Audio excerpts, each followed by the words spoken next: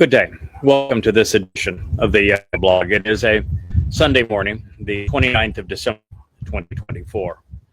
I'd like to return to one of the most important subjects of our day.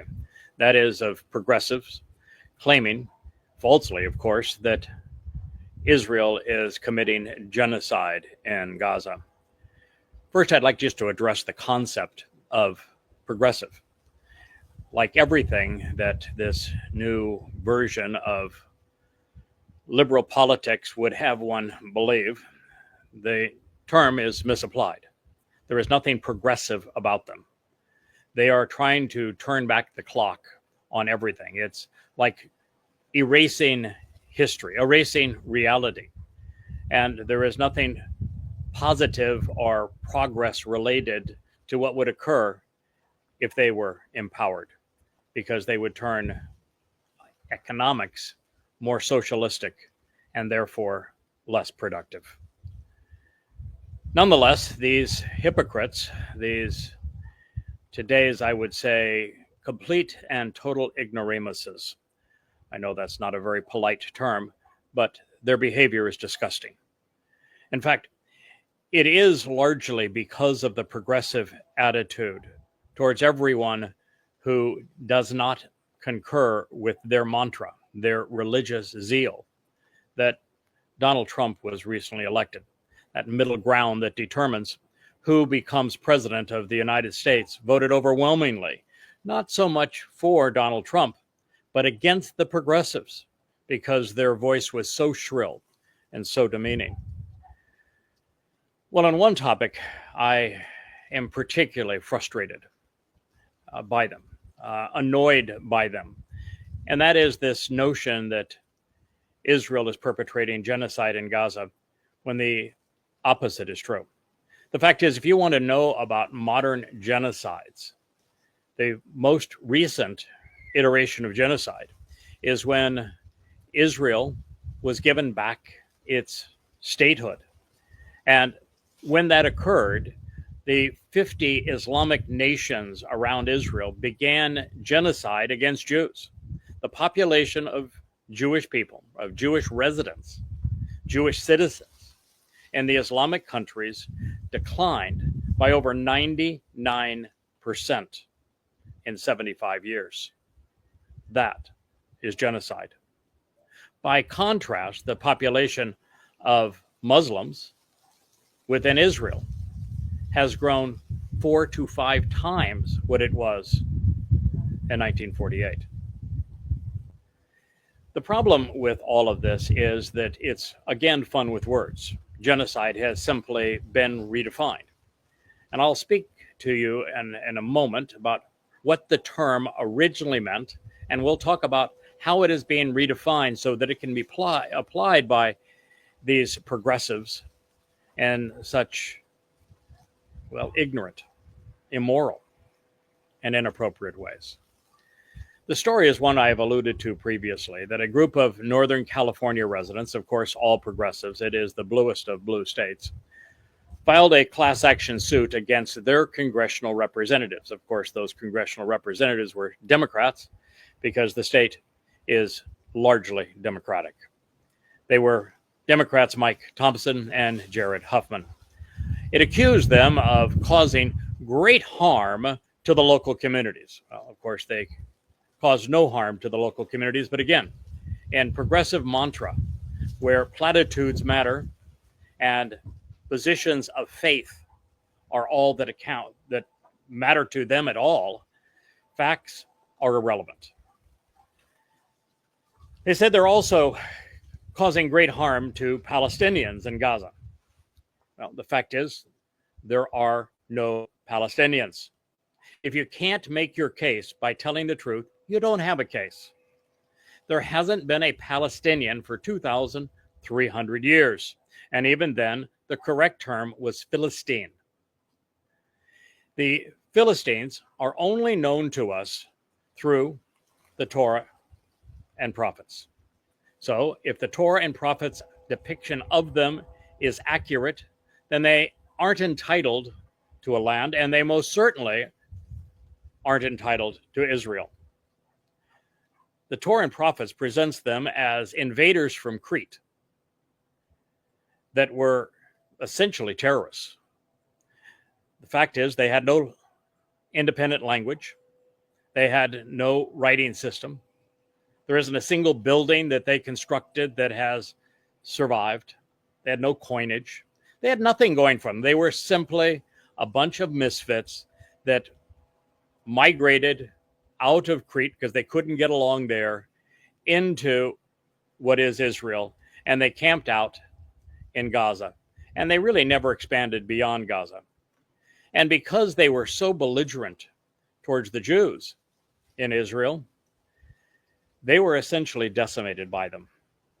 After harassing them for years, it was Dode David, the prior king of Israel, who took it to them. He began by taking down their mightiest warrior, Goliath, with a single stone. He called him a foul-mouthed, uncircumcised Philistine. And then after having done that, what was learned is that the Philistines in Gaza were so savage that there was no reason for any outside force to conquer them and to enslave them. That was the nature of economies from, well, we know in Egypt, they enslaved the Jews, but it was also true of the Babylonians. They did the same thing. So did the Assyrians. But what happened with the Philistines is that they were so brutal, so monstrous, so violent that they made lousy slaves. Kind of funny today because Islam means slave to Allah. And so rather than doing the normal thing, which is going into a civilization, if they want to call them that, a community, and enslaving them for economic gain, when the Assyrians came into Gaza, they simply killed the Gazans. When the Greeks came into Gaza, they did the same thing. They simply killed them. The Egyptians did the same thing. And so by the time that the Greeks had come through under Alexander, that was the last of them. He cleaned up a small remnant of them. There hasn't been a Philistine for 2,300 years. So if you want to market yourself under a truthful name, Philistine, Palestinian is not it. They don't exist. There is no place called Palestine. There never was a place called Palestine. So again, if you want to use the legal system to enforce your political views, stop lying. There are no Palestinians, and there is no state of Palestine. As for Gaza, that is the place where the Philistines once lived. They left no legacy. There is no descendant from them. They were annihilated because they were savages. Well, this lawsuit is allegedly because these fake Estinians are saying that, and progressives, that by voting to send money to Israel, that they are exacerbating a horrible situation. They don't want to talk about the fact, and they're not bothered at all, that Gazan Muslims invaded Israel on 10/7/23. And unprovoked, Israel was not occupying Gaza, unprovoked, they tortured little children. They gang raped women and then mutilated their bodies. They abducted hundreds. They killed over 1,000. Most of the savagery was so horrific that it took months to even identify the victims. It was the most savage, monstrous attack by people pretending to be human in a very, very long time. They are not at all troubled that that occurred.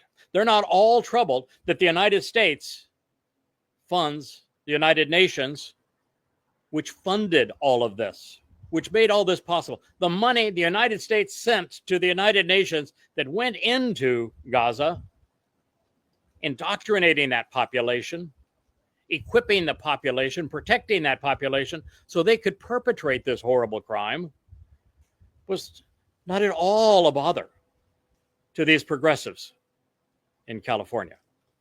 It was not part of their lawsuit. It wasn't something they even mentioned. They didn't even want to mention that Israel is in Gaza because they're trying to defend their right to exist. They're trying to preclude 10/7 from occurring again. They allege that the support that is offered to Israel is unconscionable, and it is causing them weeping, inability to sleep, and distractions from work.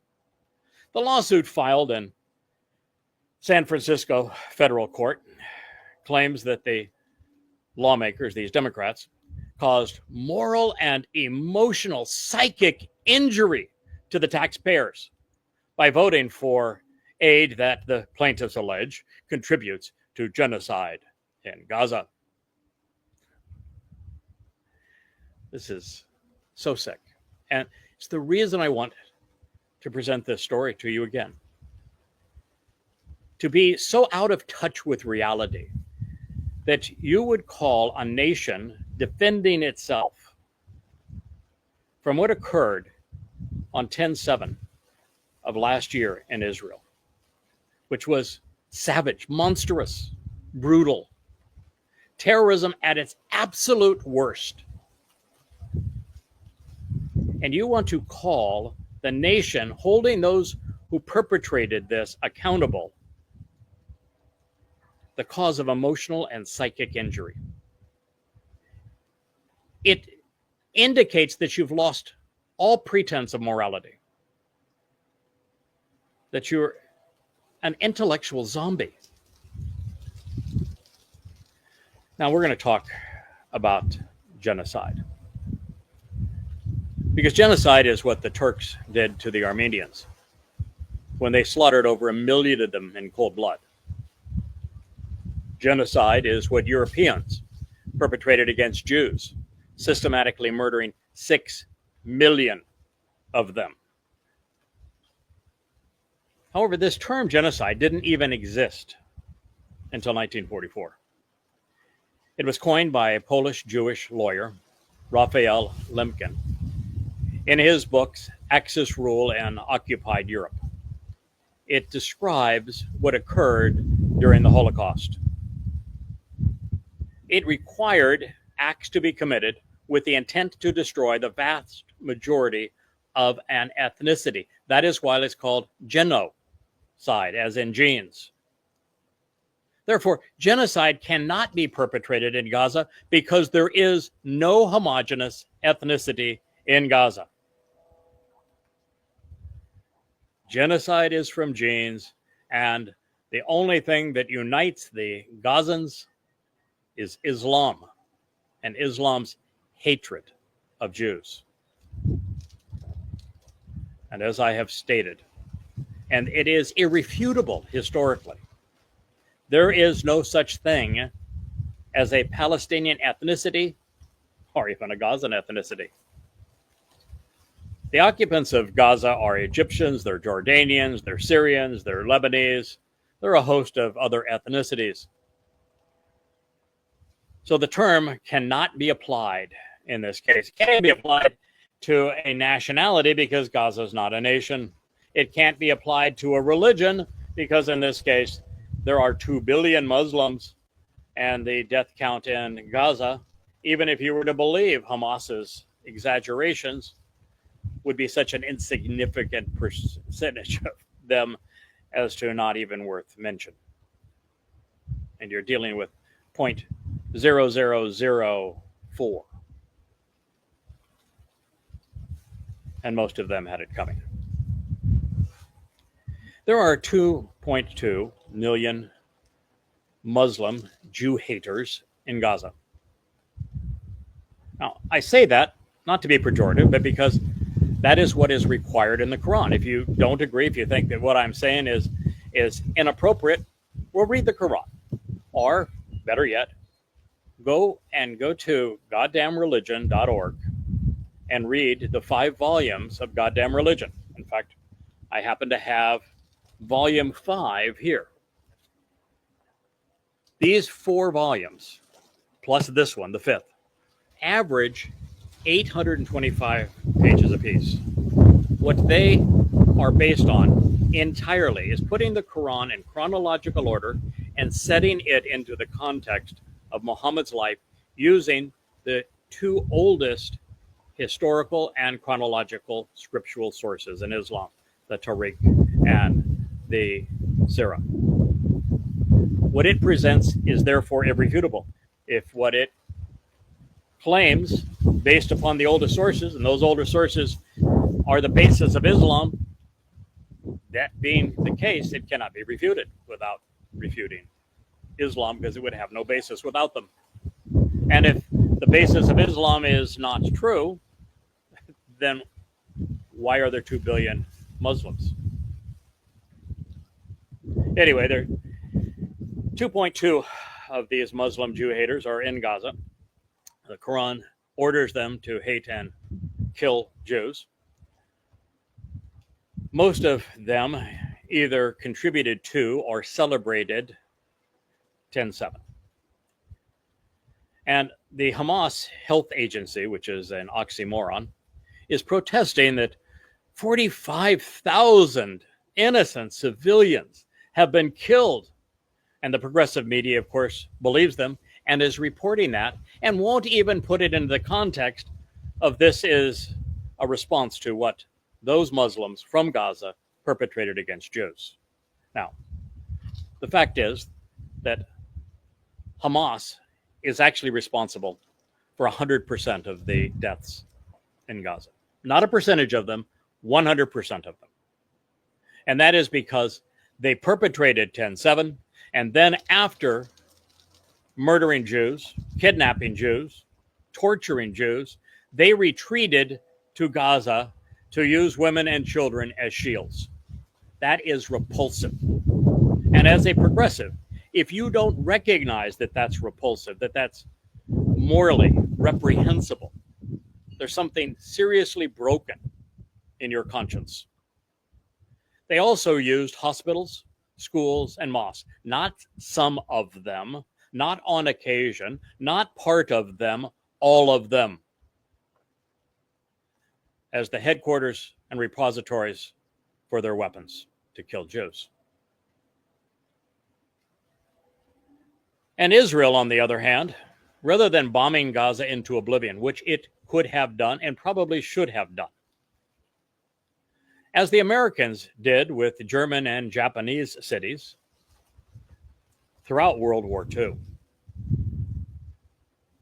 they instead have put at risk and sacrificed the lives of their own by sending Jewish men and women in to clean up the mess that Muslims have made. They have even sent out texts and pamphlets notifying the Muslims there where they were going to attack, when they were going to attack, so that when it happened, they would be out of harm's way. Never in the history of a people defending themselves has any country gone to such great lengths to minimize what is called civilian casualties. And never have perpetrators of such a heinous crime ever put their own at risk as these Islamic terrorists have done in Gaza. Now, Hamas has exaggerated the deaths to Israel's attacks, Israel's counter attack, actually, in Gaza, where they're literally trying to rid themselves of these very terrorists who seek to obliterate them, to exterminate them. And we'll begin by saying of that 45,000 that they alleged, 20% of the notices that they have accompanied those numbers with are so incomplete, there is actually no proof that the person lived, died, or was buried, nor even a cause of death. 80% of the numbers have some substance to them. 20% have none. or very little, not enough to qualify as evidence that someone lived and died, or more importantly, that they died as a result of the Israeli attempt to clean up Gaza. So 45,000 less this 20% brings us to 36,000 lives that are no longer with us in Gaza. Now, that number, however, and it is obvious that it's true, and it should be obvious to every progressive media outlet in the world that what I'm going to tell you next is true. No one bothers to do the math or mentions it. The fact is that Hamas is including non-combat deaths in the total. That means normal mortality. Now, with the mortality rate in Gaza at 4 per 1,000, recorded annually in 2022 and 2023, over the course of the 14 months since 10/7/23, that would be 10,000 normal deaths, just as part of life, in a 2.2 million population over that time.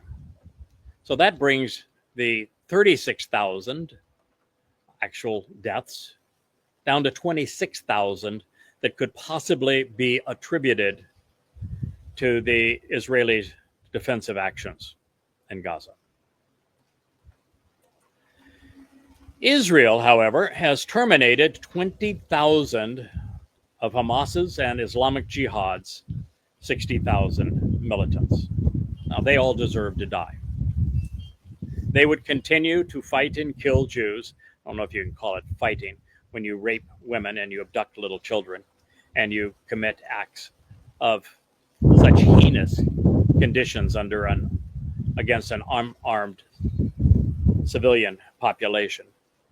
But nonetheless, Israel has eliminated 20,000 terrorists, Hamas and Islamic Jihad, over these 14 months. They all deserve to die. And therefore, the maximum civilian casualties, if you take 26,000, you subtract 20,000, is 6,000. And even of that 6,000, most of them encouraged 10/7. They are not innocent. They celebrated 10/7. Look at the videos. They indoctrinated and protected those who perpetrated 10/7. Watch the videos on Muslims in Gaza celebrating the martyrdom of their sons and daughters.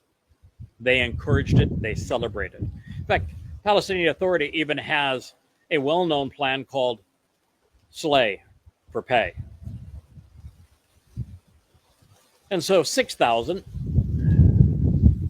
potential civilian casualties amongst a population of 2.2 million is 0.002727, or 0.3% of the Gazan population. 0.3%. When you think of genocide, and you're going to use the term appropriately, you're talking about wiping out the majority of an ethnicity. No ethnicity here, and 0.3% isn't even the majority of 1%.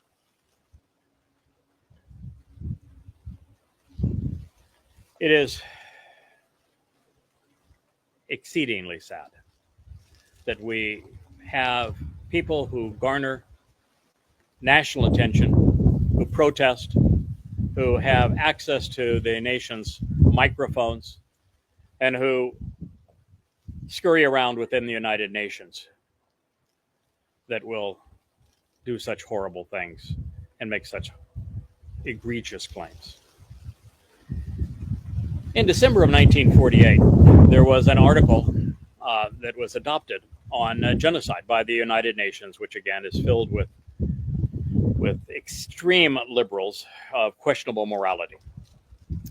This article came into effect in 1951. What it did, in essence, is completely redefine genocide so that the act that was perpetrated against Jews could be used against them. Now, if you don't think that's true, then all you need to do is realize that 2/3 of the sanctions by the United Nations against a country or against Israel, there are twice as many sanctions against Israel than there are the rest of the world combined. And Israel is probably the most moral nation on earth. Anyway, this was passed, and what they essentially did is that they redefined genocide.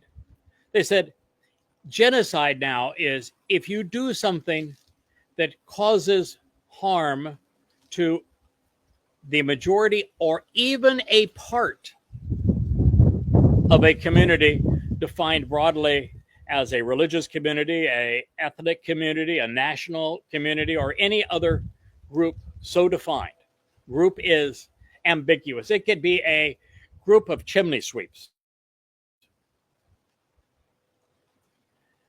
And because all you have to do is cause any one of these things to part of them, that means if you were to send pigeons to poop on roofs so that a chimney sweep was injured, you would be guilty of committing genocide.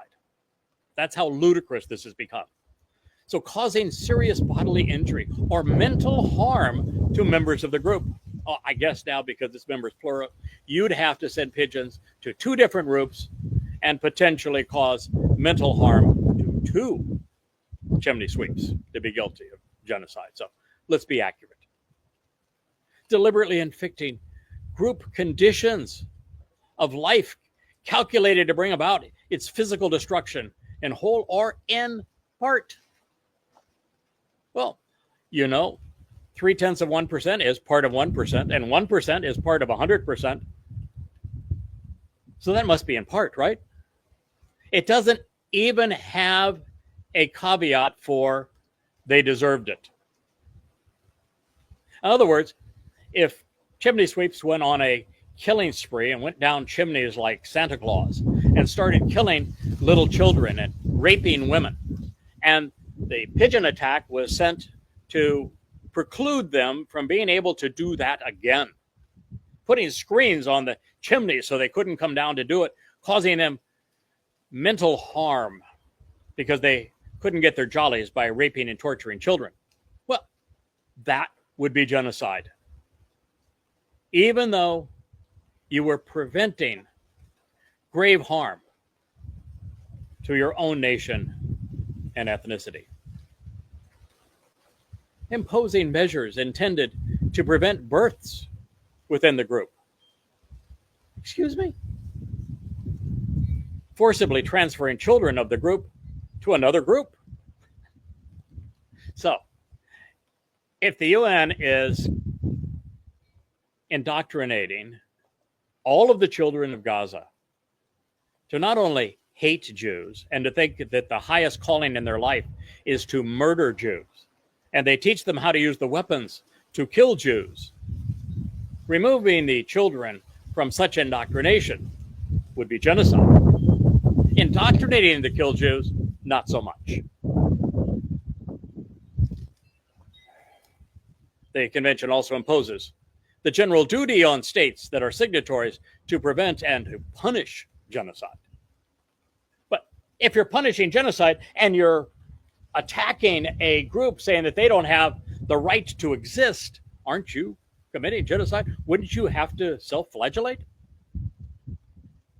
Now, this particular lawsuit is the latest as an example of how debates over Israel and Gaza have moved to the courts. This isn't a debate.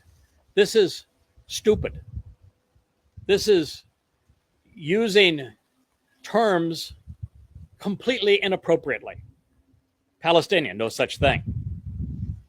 Colonialization as it relates to Israel, no such thing. Palestine, no such thing. From the river to the sea, Palestine will be free. Not only is there no Palestine, no Islamic country is free. Islam means submission. All Muslims are slaves to Allah. They're told explicitly they have no choice in any decision regarding their governance. Well, Previously, the courts dismissed the pro-progressive / pro-Palestinian groups' lawsuits that were filed in the area because they said that the courts cannot be used to change and intervene in government foreign policy. Seems pretty reasonable. However, this time they haven't thrown it out. It is, to me, one of these great injustices in the world today.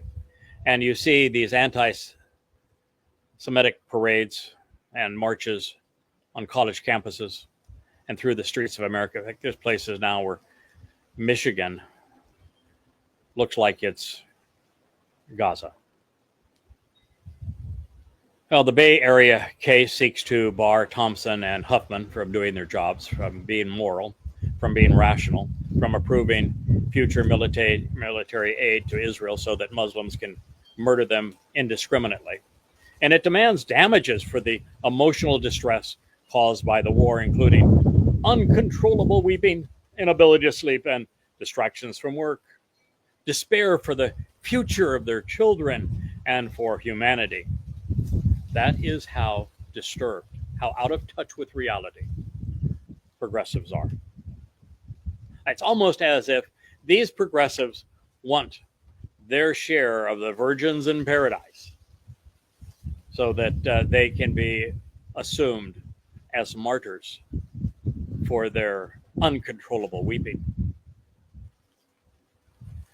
At a press conference outside the courthouse where the lawsuit was filed, Linda Helland, a Mendocino County resident and plaintiff, said that the representative's votes make her and other constituents complicit in the violence.